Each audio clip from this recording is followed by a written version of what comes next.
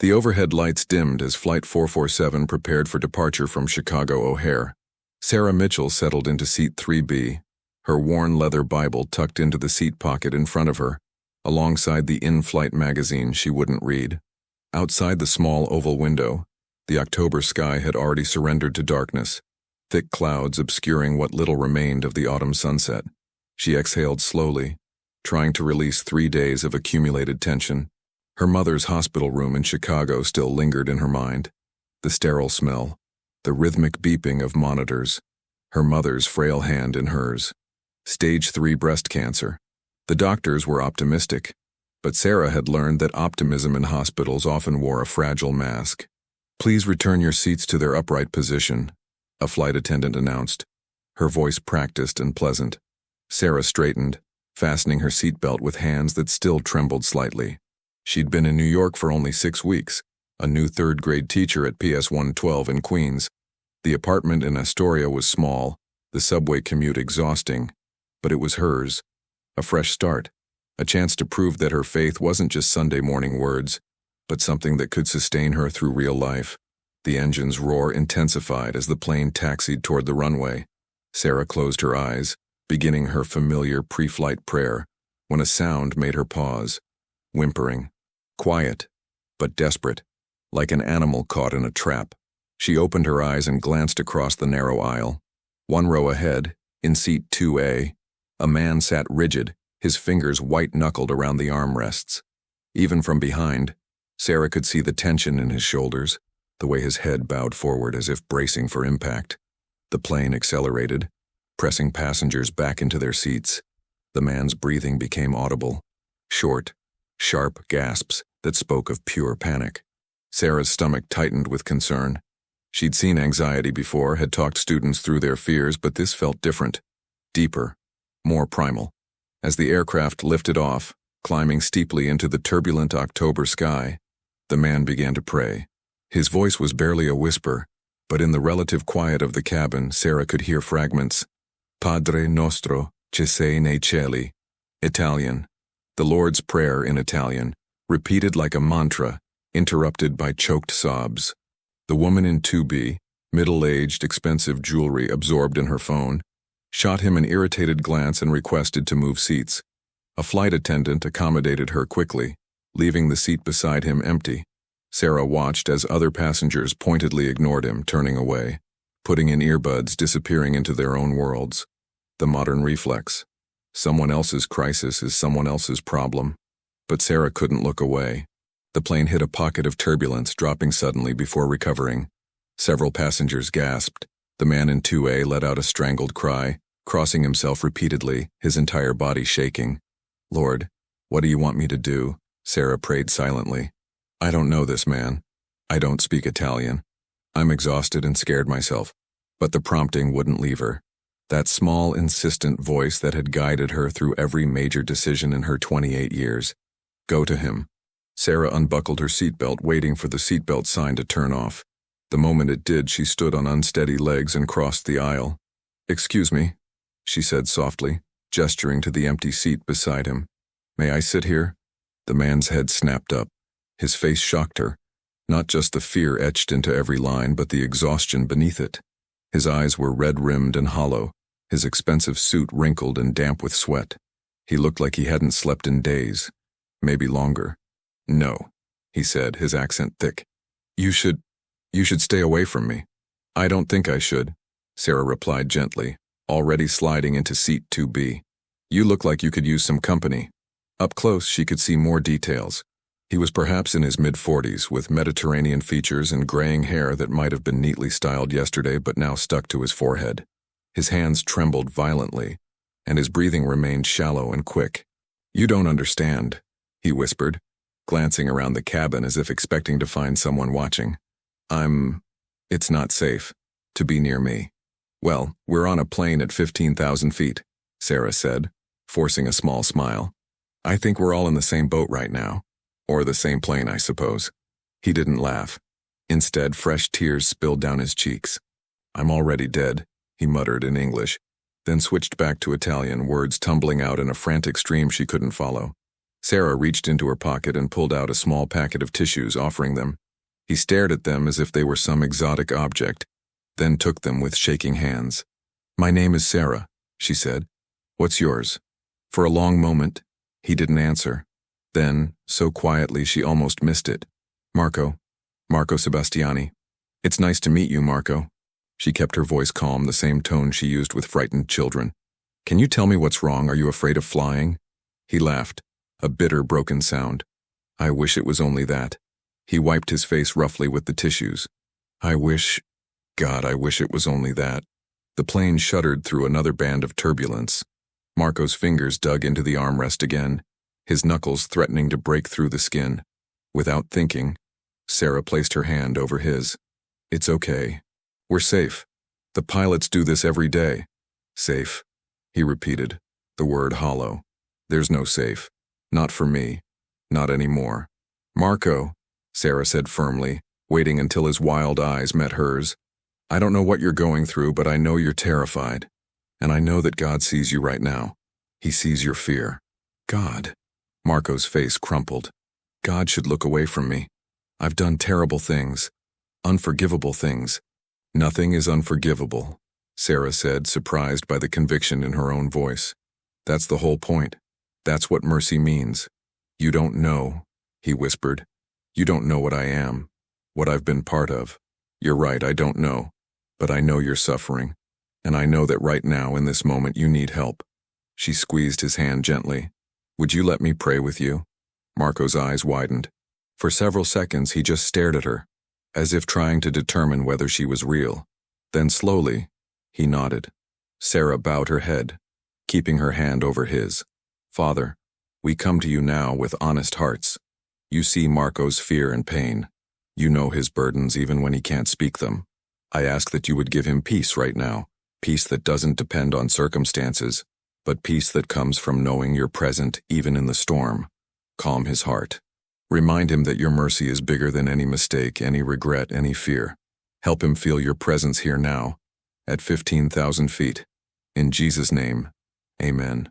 When she opened her eyes, tears were streaming down Marco's face, but his breathing had slowed. His grip on the armrest had loosened. "Thank you," he whispered hoarsely. "Thank you. I haven't prayed like that in years. Real prayer, I mean.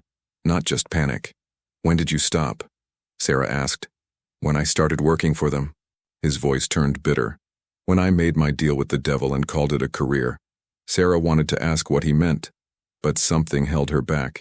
Instead, she said, "It's never too late to start again." Marco laughed softly, sadly. "For me, it might be. After tonight." He trailed off, his eyes distant. "They're waiting for me, at the airport. One way or another, my life ends when this plane lands." A chill ran down Sarah's spine. "Marco, what are you talking about? Are you in danger?" He looked at her then, really looked at her as if memorizing her face. "You're a good person. I can see it. Pure. When was the last time I met someone pure?" He shook his head. "You should forget this conversation. Forget me. When we land, you walk away and don't look back. I don't understand. You don't need to." His voice was gentle but firm. "Just promise me you'll forget this. Forget me." The rest of the flight passed in tense silence. Marco kept hold of her hand, his grip occasionally tightening when turbulence shook the cabin, but he said nothing more. Sarah stayed beside him, praying silently, acutely aware that something was terribly wrong but unsure what to do about it. When the pilot announced their initial descent into JFK, Marco finally spoke again. "Sarah," he said, and the way he said her name carried the weight of goodbye. "What you did tonight, you might be the last kind person I ever meet, the last good thing I experience. I want you to know that matters. Even if everything else is darkness, this moment mattered." "Marco, don't follow me when we land," he interrupted. "Don't try to find out what happens to me, just keep being who you are. The world needs people like you." Before she could respond, the plane touched down with a slight bounce, the reverse thrust of the engines filling the cabin with noise. Passengers immediately stood, grabbing bags from overhead compartments, eager to begin the shuffle toward the exit. Marco unbuckled quickly, his earlier panic replaced by grim determination. He pulled a briefcase from under the seat in front of him, Sarah hadn't even noticed it before and stood. "God bless you, Sarah Mitchell," he said, and she realized with a start that she'd never told him her last name. How did he know? Then he was gone, disappearing into the crowd of deplaning passengers with surprising speed. Sarah sat frozen for a moment, her mind racing. Something was very wrong. Every instinct screamed at her to follow him, to make sure he was okay, to do something. But what could she do? By the time she gathered her things and made it into the terminal, Marco had vanished completely. She stood in the bright, sterile corridor, surrounded by hurrying travelers, and felt profoundly unsettled. The taxi ride to Astoria felt longer than usual. The driver tried to make conversation, but Sarah could only offer distracted monosyllables. Her mind kept replaying the flight. Marco's terror, his cryptic warnings, the way he'd looked at her like she was the last good thing he'd ever see. "I'm already dead," he'd said. "They're waiting for me." Her apartment building was dark when she arrived at 11:47 p.m. The old brownstone on 34th Avenue had seen better days, but Sarah loved its character. The creaking stairs, the vintage mailboxes in the lobby, the way streetlight filtered through the stained glass window on the landing. She climbed to the third floor, her overnight bag heavy on her shoulder, exhaustion finally catching up with her.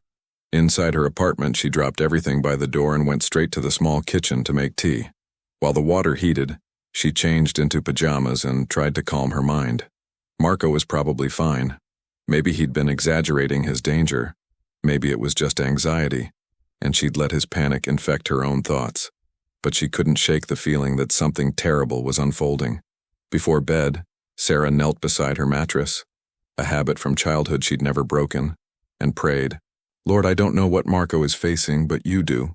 Please protect him. Please help him find the peace and forgiveness he needs. And help me understand. Was I supposed to do more? Was there something else you wanted from me tonight?" No answer came, just the quiet hum of her refrigerator and distant traffic below. Sarah climbed into bed, pulling the worn quilt up to her chin. Sleep came slowly, her mind too active, too troubled. She didn't see the black Cadillac Escalade that pulled up outside her building at 1:23 a.m. Didn't notice the two men in dark suits who remained inside, engine idling, their eyes fixed on her third-floor window. One of them made a phone call. His voice was low, respectful. "Sir, we've confirmed the location. Sarah Mitchell, 28, schoolteacher, lives alone. She was definitely on the flight with Sebastiani. Sat with him for over an hour. They talked extensively." A pause while he listened. "Understood, Mr. Castellano. We'll wait for your orders." He ended the call and settled back into his seat, watching Sarah's darkened window. Inside, Sarah finally drifted into uneasy sleep, unaware that her simple act of kindness had just marked her as a person of interest to the most dangerous man in New York City. Tomorrow morning, everything would change. Tomorrow morning, Dominic Castellano would come knocking. The alarm pierced through Sarah's restless sleep at 5:30 a.m. She reached out blindly, silencing her phone, and lay still for a moment in the gray pre-dawn light filtering through her curtains. Her body ached with that particular exhaustion that comes from sleeping, but not resting. Her mind had churned through the night with fragments of yesterday's flight. Marco's terrified face, his cryptic warnings. "I'm already dead. They're waiting for me." Sarah forced herself out of bed, her bare feet finding the cold hardwood floor. October in New York meant mornings that required layers and hot coffee. She wrapped herself in her threadbare robe, a college graduation gift from her mother, and padded to the small kitchen.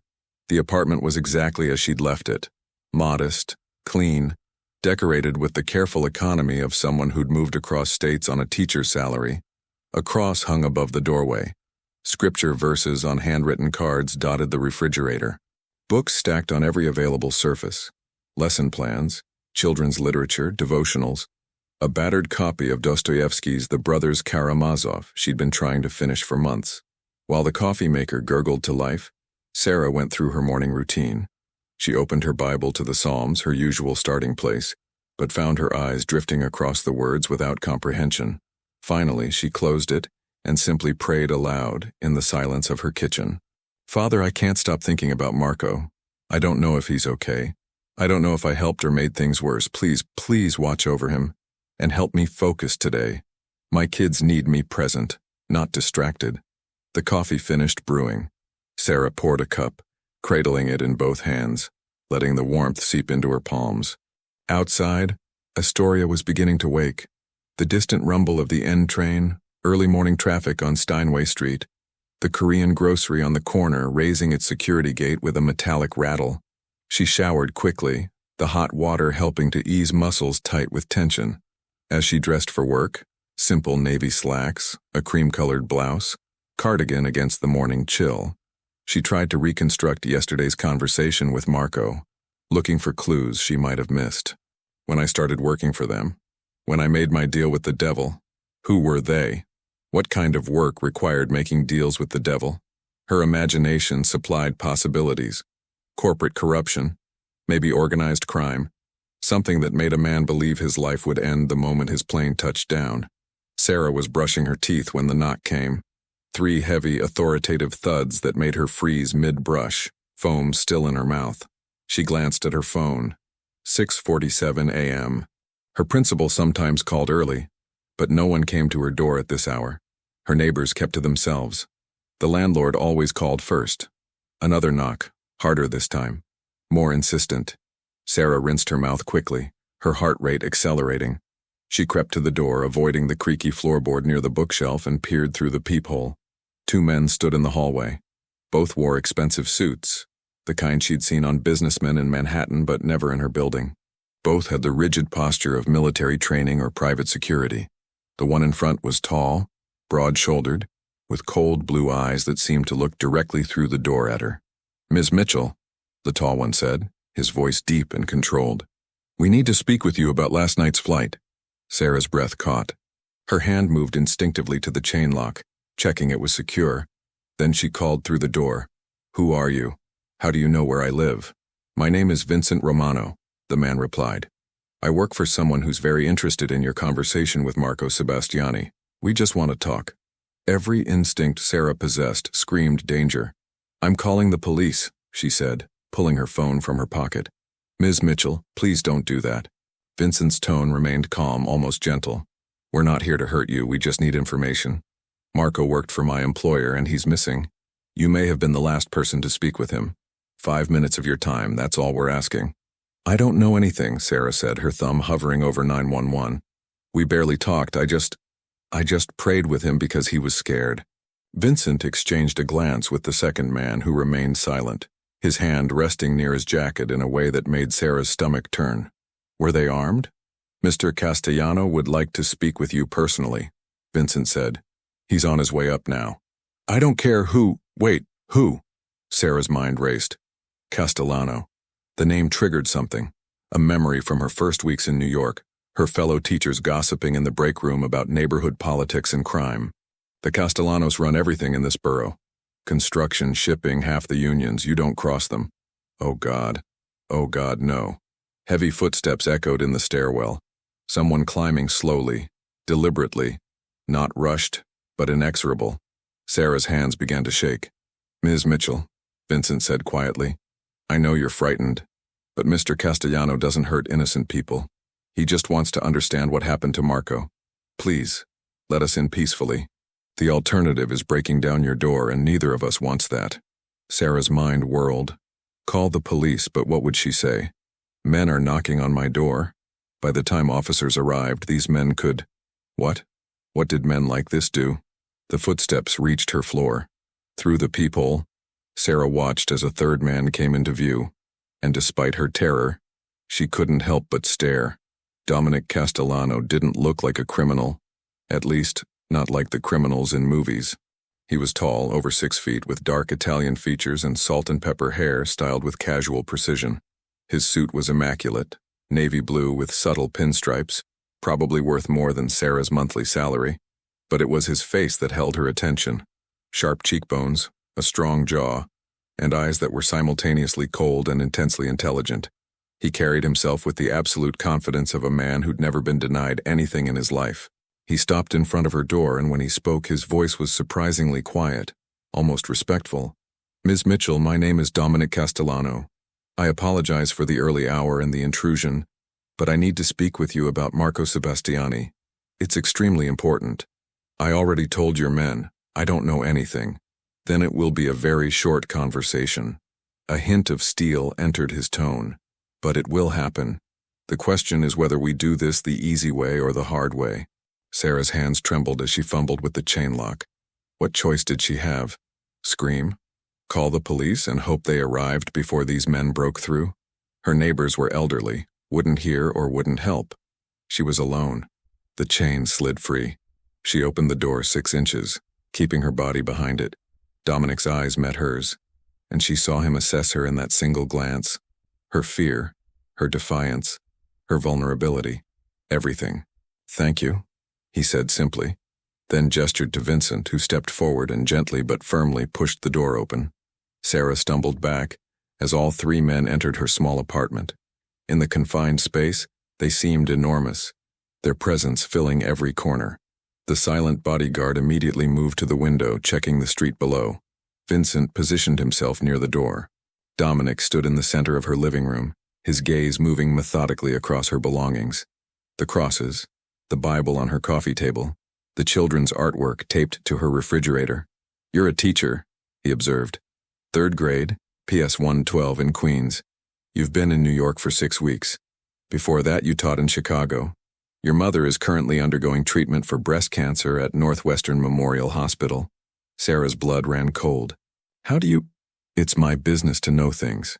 Dominic turned to face her fully. "You live alone. No boyfriend, no pets. You attend services at Astoria Community Church every Sunday. You've never been arrested, never even gotten a speeding ticket. By all accounts, you're exactly what you appear to be, a good person living a quiet life. Then why are you here?" Sarah's voice came out steadier than she felt. "Why do you care about my conversation with Marco?" "Because Marco Sebastiani stole $3 million from me," Dominic said flatly. "Because he was planning to testify against my organization to the FBI. Because he was supposed to meet federal agents at JFK last night, but he never showed up. And because you, Ms. Mitchell, were the last person to have a meaningful conversation with him before he disappeared." Sarah sank onto her couch, her legs suddenly unable to support her. "He's really missing? His rental car is still in the airport parking garage. His phone is off. The FBI is looking for him. My people are looking for him. The Russians who wanted to kill him are looking for him." Dominic moved closer, not threateningly, but with the kind of intensity that demanded attention. "And you sat with him for over an hour. You talked. You prayed together. What did he tell you?" "Nothing." Sarah's voice cracked. "He was terrified. I could see that. He was having a panic attack. I just wanted to help him calm down." "What exactly did he say?" Vincent interjected from his position by the door. Sarah closed her eyes, trying to remember through the fog of fear. "He said he'd done terrible things, unforgivable things, that he'd made a deal with the devil, that people were waiting for him, that his life would end when the plane landed." She opened her eyes, looking directly at Dominic. "He told me to forget him, to walk away and not look back, that's all." "Did he give you anything?" Dominic asked. "A piece of paper? A phone number? A key? Anything physical?" "No, nothing. I swear." Dominic studied her face for a long moment, his expression unreadable. Then he pulled out his phone, tapped the screen, and turned it toward her. "Is this the man you spoke with?" Sarah gasped. The photo showed Marco, but not as she'd seen him, not trembling and tearful. This Marco wore an expensive suit and stood beside Dominic himself at what looked like some formal event. He was smiling, confident, completely transformed from the broken man on the plane. "That was Marco 3 weeks ago," Dominic said quietly. "My accountant, my friend, a man I trusted with my family's financial secrets." He pocketed the phone. "Now tell me again, did he give you anything?" "I'm telling you the truth." Sarah stood, finding courage in her anger. "I'm a schoolteacher who prayed with a scared stranger on a plane. That's it. That's the whole story. I didn't ask for this. I didn't want to be involved in whatever this is. But you are involved." Dominic's voice was almost gentle. "The moment you sat down next to Marco Sebastiani, you became involved. And here's what you need to understand, Ms. Mitchell. You're not the only one who knows you spoke with him." Sarah's stomach dropped. "What do you mean?" "The FBI had agents watching that flight. They photographed everyone Marco spoke with. They know who you are." Dominic moved to her window, looking down at the street below. "And the Volkov organization, the Russians who wanted Marco dead, They have people everywhere. Airport security, TSA, baggage handlers. They also know you spent time with him. But I don't know anything, Sarah whispered. They don't know that. Dominic turned back to her. They'll assume Marco told you something. Where the money is. Where he was planning to run, who he was working with. They'll come for you, Ms. Mitchell. Maybe today, maybe tomorrow. But they will come. The room seemed to tilt. Sarah grabbed the back of her couch for support. This can't be happening. This isn't my life. It is now, Vincent said matter-of-factly. Dominic shot him a sharp look, then addressed Sarah again, his tone softer. You showed mercy to a man who didn't deserve it. That says something about who you are. Your faith isn't just words on your wall, you actually live it. I respect that. He paused. But respect doesn't change reality. You're in danger, whether you like it or not. So what am I supposed to do? Sarah's voice broke. Hide? Run? I have a job. I have students who depend on me. I have a life. You had a life, Dominic corrected. Until yesterday. Now you have a choice. Accept my protection or take your chances alone. Your protection? Sarah laughed bitterly. You're a criminal. You just told me Marco stole from you, was going to testify against you. Why would you protect me? Because you're an innocent bystander caught in my world, Dominic said simply. And because if the Volkovs get to you, they'll torture you for information you don't have. They'll hurt you badly, Ms. Mitchell. And when they realize you truly know nothing, they'll kill you to tie up loose ends. He let that sink in. I don't hurt innocent people. It's bad for business and bad for my soul, what's left of it. Sarah wanted to argue, to deny everything he was saying, but the fear in Marco's voice echoed in her memory. They're waiting for me. I'm already dead. What happened to him? She asked quietly. To Marco. Is he still alive? Dominic exchanged a glance with Vincent before answering. We don't know. If my people had found him, I'd tell you. If the Russians had found him, we'd probably know by now. They're not subtle. If the FBI has him in protective custody, they're keeping it very quiet. He moved closer, his presence overwhelming in her small apartment. But here's what I do know. Marco was a dead man the moment he decided to betray me. Not because I would kill him. I'd actually prefer him alive so I can recover my money. But because in this world, betrayal has consequences. Someone will find him eventually. And when they do, it won't end well. Sarah sank back onto the couch, her mind reeling. 24 hours ago, her biggest concern was whether her third graders would understand long division. Now she was standing in her apartment with a mob boss, discussing murder and protection. I need to think, she said weakly. This is too much. I can't. You don't have time to think. Dominic pulled a business card from his jacket and placed it on her coffee table. That's my private number. You call if anything happens, anything unusual, anyone approaches you, anything feels wrong. Vincent will assign men to watch your building. You won't see them, but they'll be there. I don't want... This isn't a negotiation, Miss Mitchell. I'm not asking permission. His voice hardened slightly. You're under my protection now whether you accept it or not. I suggest you accept it. He turned to leave, Vincent and the bodyguard moving to flank him. At the door, Dominic paused and looked back at Sarah. One more thing, the FBI will contact you soon. Agent Rachel Chen, probably. She'll want you to cooperate, to wear a wire, to help them build a case against me. His eyes held hers. That's your choice to make. But understand this. The moment you become an FBI informant, I can't protect you anymore. Not fully. You'll be caught between two worlds, and neither will keep you safe. Why are you telling me this? Sarah asked. Because despite what you might think, I'm not the villain in every story. Sometimes I'm just a man trying to minimize collateral damage. He opened the door. Stay alive, Ms. Mitchell. Don't do anything stupid. Then they were gone, the door clicking shut behind them, leaving Sarah alone in her apartment with a business card and a terror that went bone deep. She sat motionless for several minutes, trying to process what had just happened. Her gaze fell on the clock. 7:23 a.m. She was supposed to leave for school in 7 minutes. School. Her students. Normal life. Could she go? Could she just pretend this morning hadn't happened? Teach long division and spelling? Read picture books about friendship and kindness? Sarah's phone buzzed. A text from her principal. Hope your mom is doing better. See you today? Normal life. It felt like a foreign country she could never visit again. She stood on shaking legs and finished getting ready, moving mechanically through the motions. Bag packed, coat on, keys in hand. As she locked her apartment door, she noticed something that made her stomach drop. Scratches around the lock. Fresh ones. Someone had picked her lock recently, probably last night while she slept. Sarah stumbled down the stairs, her breath coming in short gasps. Outside, the October morning was bright and cold, the street busy with commuters. Everything looked normal, but now she saw shadows differently.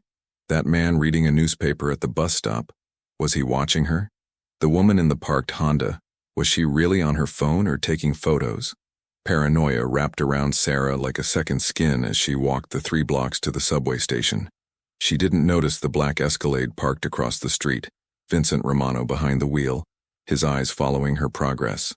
And she didn't see the unmarked sedan further down the block, where Special Agent Rachel Chen sat with a telephoto lens, capturing images of Sarah's frightened face, already building her case file. The trap had been set. Sarah Mitchell just didn't know she was already caught. The fluorescent lights of PS 112's third-floor hallway flickered as they always did, a rhythmic buzz that usually faded into background noise. Today, Sarah heard every flicker like a warning signal. Her classroom door, cheerfully decorated with paper autumn leaves and a Welcome to Room 307 banner her students had made, felt like the entrance to a stage where she had to perform normalcy. 23 8-year-olds looked up expectantly as she entered. Their faces, bright, innocent, completely unaware that their teacher had been threatened by a mob boss 3 hours earlier, nearly broke her. "Good morning, Ms. Mitchell," they chorused. "Good morning," Sarah managed, her voice almost steady.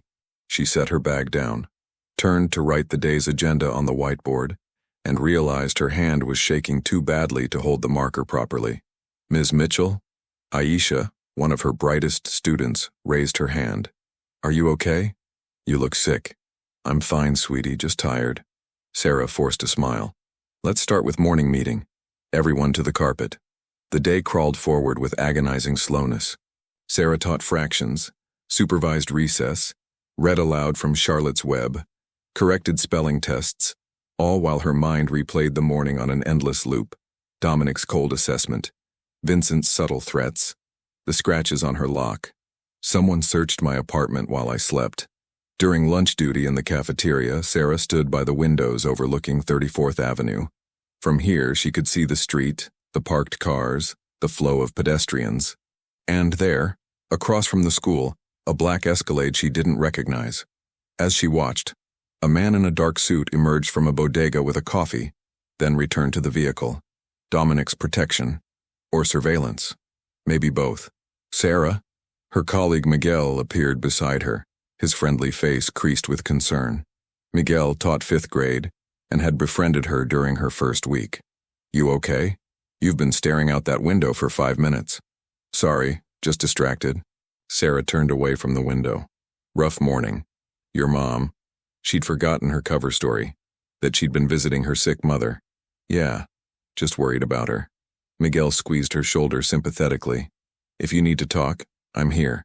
Or if you need someone to cover your class for a mental health day, just say the word."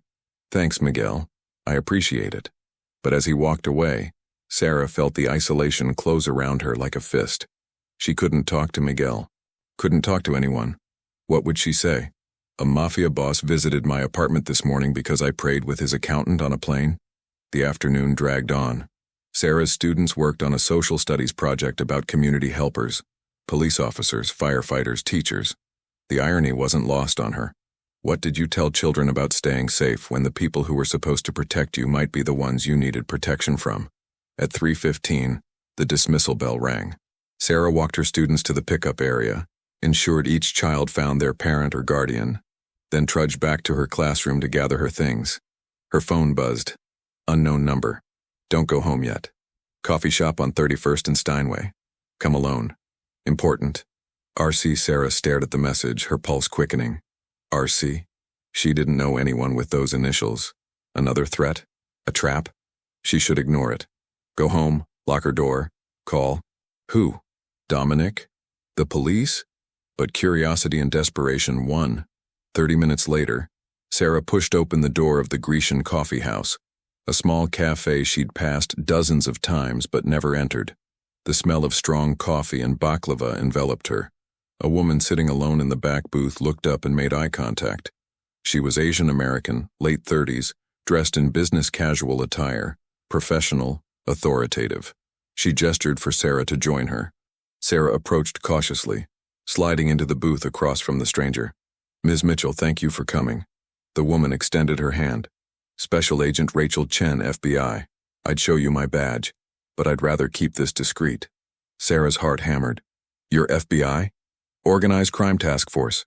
Agent Chen pulled out her phone, opened her badge photo, then quickly pocketed it again. "I know what happened this morning.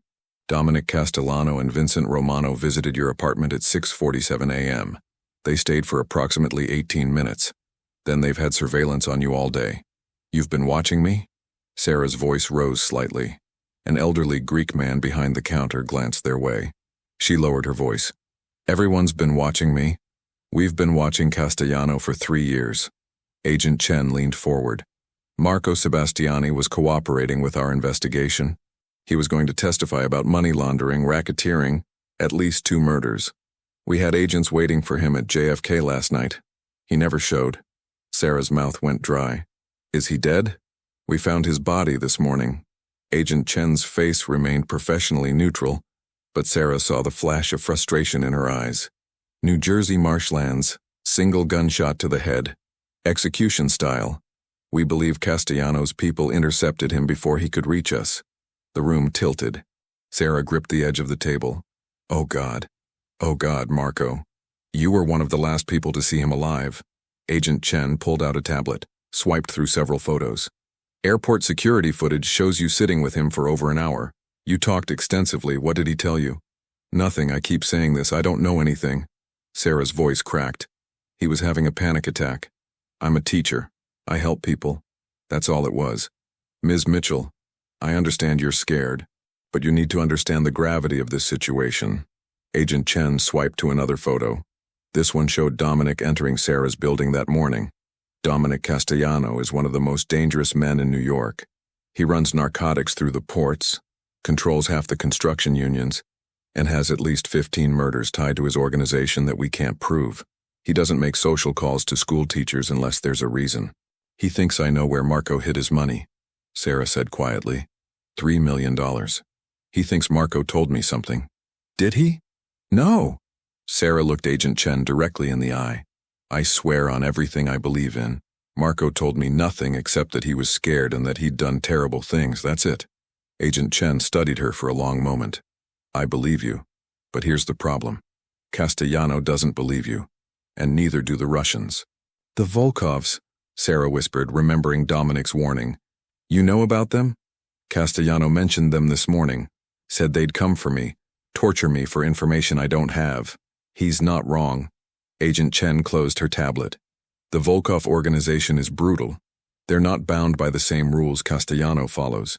If they think you have information, they will extract it by any means necessary." She paused. "Which is why I'm here. I want to offer you witness protection." Sarah's head snapped up. "What?" "We can relocate you. New identity, new city, complete break from your old life. You'd be safe." "I can't just disappear. I have students, a job, my mother in Chicago." "Your mother would be protected too, if necessary." Agent Chen's tone softened slightly. "Ms. Mitchell, Sarah, I've worked organized crime for 12 years. I've seen what happens to civilians who get caught in the crossfire. It never ends well. Let us help you." Sarah's mind reeled. "Disappear? Leave everything behind? Become someone else? What would you want in exchange?" she asked. "Testify about Castellano's visit this morning, the threats he made, the surveillance. Help us build a case." "He didn't threaten me," Sarah said slowly. "Not really. He offered protection." "Protection?" Agent Chen's eyebrows rose. "Is that what he called it?" "Sarah, Castellano doesn't protect people out of kindness. He owns them. Once you accept his help, you're in his pocket. He'll use you, maybe as leverage, maybe as a cover, maybe as something worse. Whatever serves his interests." "And what serves your interests?" Sarah shot back, surprising herself with her own sharpness. "You want me to testify so you can build your case. You don't care about my safety. You care about your conviction rate." Agent Chen's jaw tightened. "That's not fair." "Isn't it?" Sarah stood, her fear transmuting into anger. Marco is dead. You were supposed to protect him, and now he's dead. Why would I trust you to keep me alive? Because we're the good guys, Agent Chen said firmly. I know it's complicated.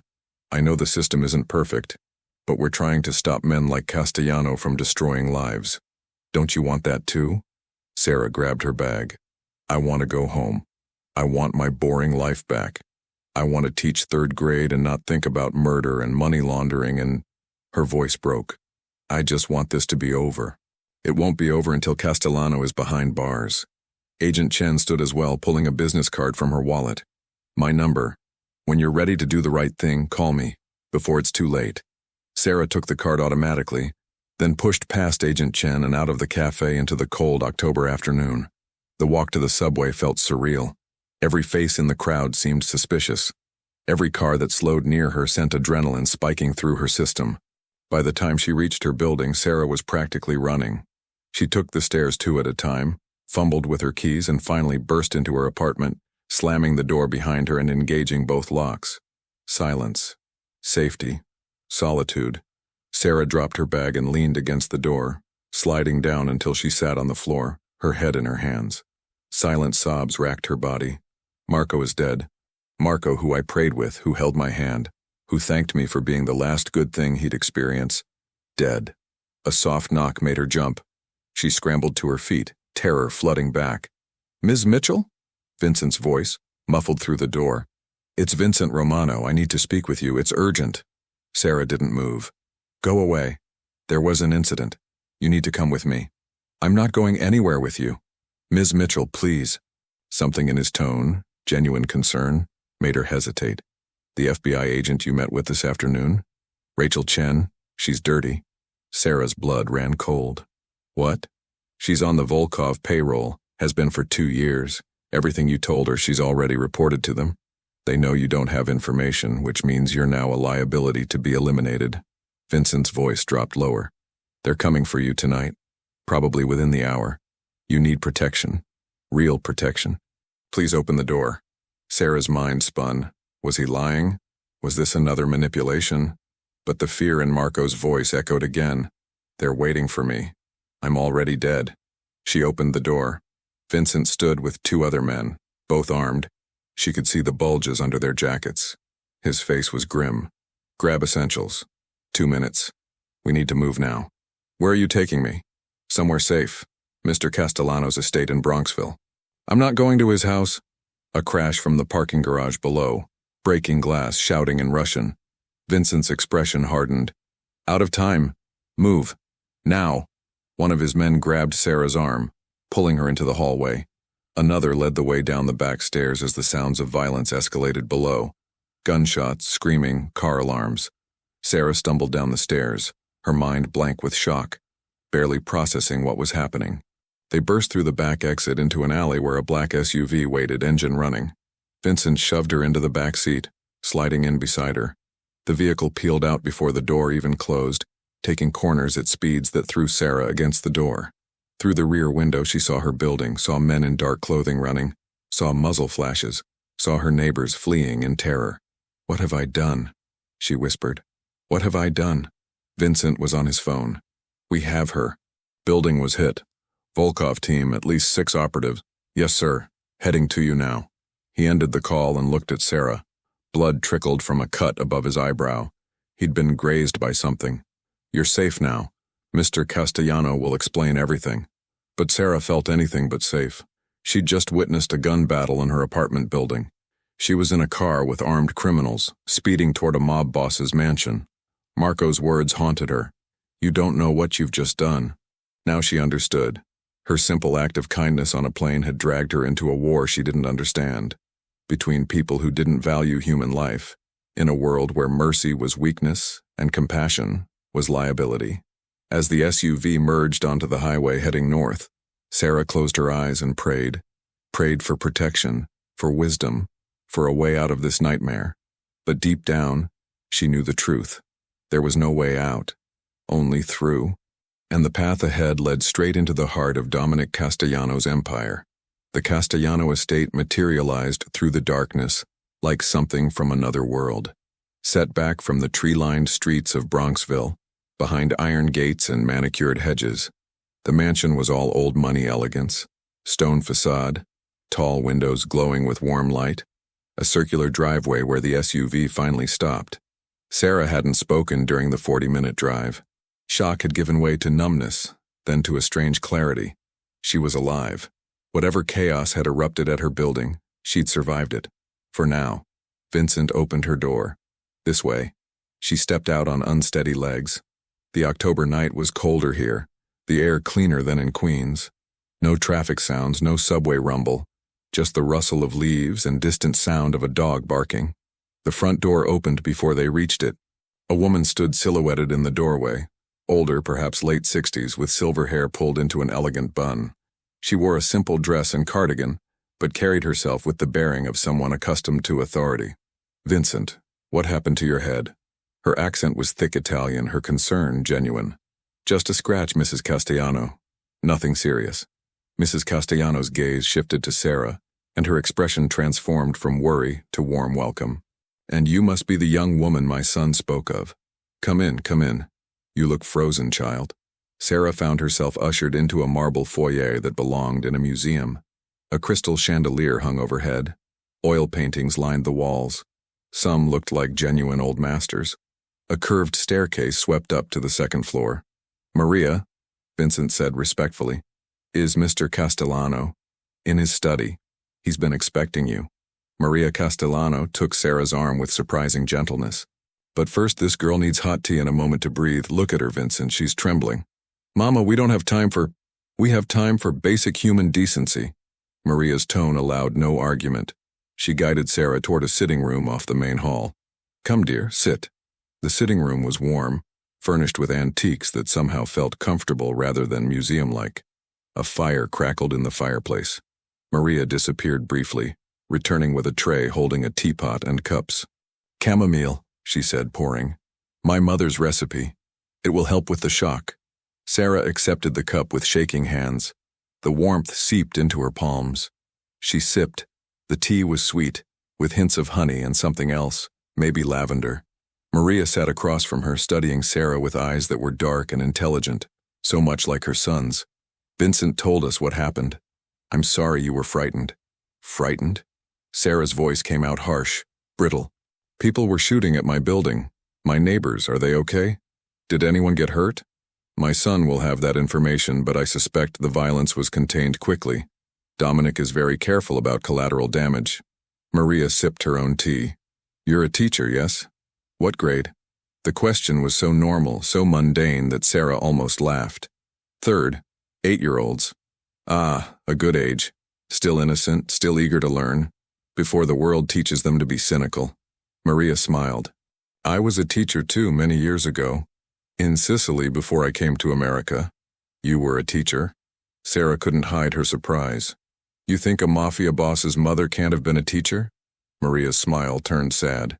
"I had a different life planned, child. We all do. Then we meet the men we love and life takes us down roads we never imagined traveling." Before Sarah could respond, heavy footsteps sounded in the hallway. Dominic entered, still in his suit from that morning, though his tie was loosened. He looked tired, genuinely tired in a way that made him seem almost human. "Ms. Mitchell." He nodded at her, then turned to his mother. "Mama, thank you for making her comfortable, but I need to speak with her privately." "Of course." Maria stood, touching Sarah's shoulder as she passed. "You're safe here, dear. Whatever else my son is, he keeps his word about protection."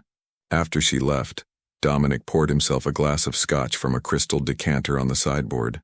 He didn't offer Sarah any, which she appreciated. Her hands were still shaking too badly to hold another cup. "Are you hurt?" he asked. "No. Terrified, but not hurt." "Good." He sat in the chair his mother had vacated, the firelight casting shadows across his face. "What did Agent Chen want? How did you—" Sarah stopped. Of course he knew. "She wanted me to testify against you. Offered witness protection." "And you said?" "I said no. I said I wanted my life back." Sarah met his gaze. "Then Vincent told me Agent Chen was working for the Russians. Is that true?" Dominic swirled his scotch. "Partially true. Rachel Chen isn't on the Volkov payroll. She's too smart for that. But she's been leaking information to them in exchange for intelligence on my organization. She thinks she's using them. They think they're using her. Everyone's playing games with everyone else. And I'm caught in the middle of all these games, Sarah said bitterly. Yes. Dominic's bluntness was almost refreshing. The attack on your building was Volkov soldiers. They were coming for you because Agent Chen confirmed you don't have information about Marco's money. That makes you a witness they need to eliminate. Sarah's tea had gone cold. She set the cup down with a clink. Marco is really dead? Body was found this morning in the marshlands. Single gunshot to the head. Dominic watched her face. I didn't order it, if that's what you're wondering. Marco was worth more to me alive. The Volkovs killed him, sent a message about betrayal. And now they want to kill me too. Yes. The simple confirmation was somehow worse than elaborate explanations would have been. Sarah stood, moving to the fireplace, needing to do something with the nervous energy coursing through her. Why? She asked the flames. I didn't do anything. I just tried to help. You showed mercy to a man in my world. In my world, Ms. Mitchell, mercy is dangerous. It creates complications. Dominic finished his scotch. Marco told you something, whether you realize it or not. Some clue about where he hid the money or who he was working with or what he knew. The Volkovs will torture and kill you on the chance you might remember something useful. Sarah turned to face him. Then what am I supposed to do, hide here forever? Become your prisoner? You're not my prisoner, you're my responsibility. Dominic stood, moving to refill his glass. Tomorrow morning I'm returning to JFK Airport. Marco left something there before he died. We have intelligence suggesting he hid evidence in the airport chapel. I need to retrieve it before the FBI or the Volkovs find it. And you're coming with me. What? Why would I? Because whatever Marco hid, he left it for you. Dominic turned, his expression unreadable. The airport security received an envelope addressed to Sarah Mitchell, the woman who prayed. It's currently in their lost and found. Marco wanted you to have it. Sarah's breath caught. What's in it? I don't know. That's why we're going to get it. Dominic set down his glass. Get some rest. Vincent will show you to a guest room. We leave at dawn. And if I refuse, then I'll retrieve it alone and you'll never know what Marco wanted you to have. You'll spend the rest of your life, however long that is, wondering what message a dying man left for you. Dominic moved toward the door, then paused. My mother likes you. She doesn't like many people. For her sake, try not to do anything stupid. He left, and Sarah stood alone in the sitting room, the fire crackling, her mind spinning with questions. A soft cough made her turn. A teenage girl stood in the doorway, 16 or 17, with long dark hair and her father's sharp features softened by youth. She wore ripped jeans and a band t-shirt, studying Sarah with open curiosity. So you're the teacher, she said. I'm Lucia, the daughter he keeps hidden from his dirty world. Lucia. Maria's voice came from somewhere upstairs. Leave our guest alone. Lucia grinned, unrepentant. She means leave you alone before I tell you what my father really does for a living. She moved into the room, graceful and bold. But you already know, don't you? That's why you look so scared. I'm not scared of your father, Sarah said, surprising herself with the truth of it. I'm scared of the situation. Smart distinction. Lucia studied her. He doesn't usually bring people here. To the house, I mean. This is family territory. Sacred ground. She flopped onto the couch Sarah had vacated. So what makes you special? Nothing. I'm not special. I'm just someone who was in the wrong place at the wrong time. My grandmother thinks you're special. She called you pure-hearted. Lucia made air quotes. Nonna doesn't say that about people, like, ever. Sarah didn't know how to respond. She felt exhausted suddenly. Bone-deep, soul-tired exhaustion. Lucia's expression softened. You can crash in the blue room. Third door on the left upstairs. Bathrooms attached. There's clothes in the closet that might fit. My aunt's from when she visits. She stood. Fair warning. My dad's driver will wake you at 5 a.m. He's annoyingly punctual. Thank you, Sarah managed. Don't thank me yet. You haven't survived tomorrow. The blue room was beautiful. Plush carpeting, a 4-poster bed with a down comforter, French doors leading to a small balcony. Sarah found pajamas in the dresser that fit reasonably well, showered in the marble bathroom, and finally collapsed into bed. But sleep wouldn't come. Every time she closed her eyes, she saw muzzle flashes, heard gunfire, felt Vincent's hand grabbing her arm. Marco left something for you. What could he have possibly left? And why her? They'd spent 1 hour together on a plane. She'd prayed with him, comforted him, nothing more. You might be the last kind person I ever meet. Sarah rolled over, staring at the moonlight streaming through the balcony doors. Somewhere in this house, Dominic Castellano was awake too. She could feel it. Probably in his study, drinking scotch, planning tomorrow's operation with military precision. A man who ran criminal enterprises but kept his daughter innocent. Who threatened federal agents but spoke respectfully to his mother. Who killed without hesitation but drew lines about collateral damage. Complex, dangerous, human. At some point, exhaustion finally claimed her. Sarah dreamed of airports and prayers. Of Marco's terrified face, of flames and darkness, and a voice saying the price of mercy is always higher than you expect to pay. Dawn came cold and gray. Vincent drove, Dominic beside him in the front seat, Sarah in the back with another bodyguard whose name she hadn't caught. The drive to JFK took 90 minutes through early morning traffic. Sarah watched the sunrise paint the sky in shades of rose and gold. Somewhere, her third graders were waking up, getting ready for school. Her principal had probably called, worried when she didn't show up. Her life was continuing without her, and she was speeding toward an airport to collect a dead man's final message. The envelope is in Terminal 4's lost and found, Dominic said without turning around. Security footage shows Marco entering the chapel at 11:43 p.m. the night of his flight. He was there for 7 minutes. Then he left the terminal through the parking garage. That's the last confirmed sighting. Why the chapel? Sarah asked. Because he knew you, Dominic said simply. He knew you'd look there. They parked in the short-term garage. Vincent stayed with the car, watching for threats. Dominic and Sarah entered the terminal with 2 other guards trailing at a distance. JFK at dawn was surprisingly quiet. Janitors cleaning, early international flights boarding, scattered travelers sleeping on benches. They made their way to the lost and found office. Dominic showed identification, not his real name, Sarah noticed, and requested the envelope. The clerk, a middle-aged woman with tired eyes, checked her computer and retrieved a manila envelope from a secured cabinet. Says here it's addressed to Sarah Mitchell, the clerk said. You got ID, honey? Sarah fumbled for her driver's license. The clerk compared the photo, nodded, and handed over the envelope.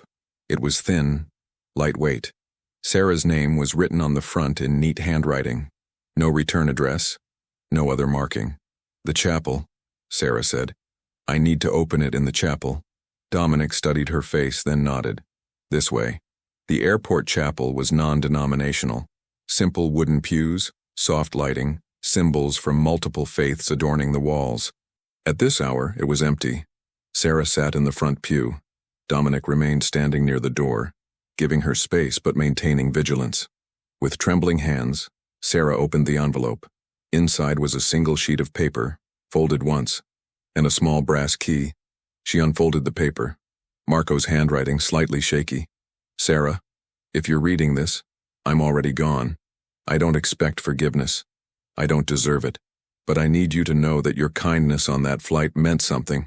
In a life full of darkness, you were a moment of light. The key opens safety deposit box 447 at Chase Bank on 42nd Street in Manhattan. Inside, you'll find evidence, financial records, transaction logs, recordings, everything the FBI needs to prosecute the Castellano organization. Everything that proves what monsters they are.